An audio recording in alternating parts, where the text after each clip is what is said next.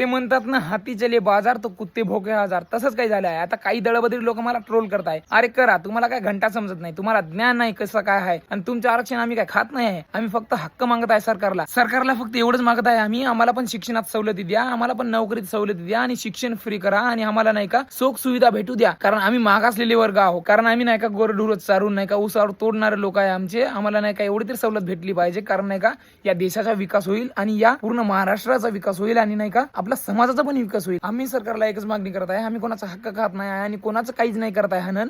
आम्ही फक्त म्हणत आहे की आम्हीच का दबून राहू, आम्हाला पण वर येऊ द्या, थोडा सवलत द्या नोकरीमध्ये, थोडा शिक्षणामध्ये सूट द्या. कारण आम्ही नाही का आमचा समाज उसावर जातो, काम करतो, राबतो, हे दिवस मजुरी रोज मजुरी करतात.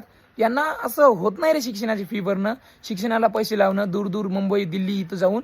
अरे थोडी जर सवलत दिली ना तर समाज पुढे जाईल, या जगाचा विकास होईल नाही का. बाहेर देशात जर बघितले ना तर असं काहीच नाही, सगळ्यांना समान संधी आहे. मला एकच म्हणायचं आहे, एक तर शिक्षण फ्री करा, नाहीतर नाही का पूर्ण आरक्षणच काढून टाका. आरक्षणाची गरज नाही, कुणालाच नको आरक्षण, सगळे समान करा. मग जास्तच झालं तर आता नाही का एकच काम करायचं, सगळे समान, नाहीतर आम्हाला पण आरक्षण, दोनच राहील.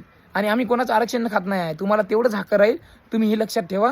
आमचंही बी काय थोडं होऊ द्या आम्हाला पण. आरक्षण जर भेटलं तर आमचे एका मार्कानं कटतात पोरं, यांना नोकरी भेटेल, यांचा विकास होईल, या समाजाचा समाधानी होईल समाज पूर्ण. हे सरकारला काय करता खाऊन.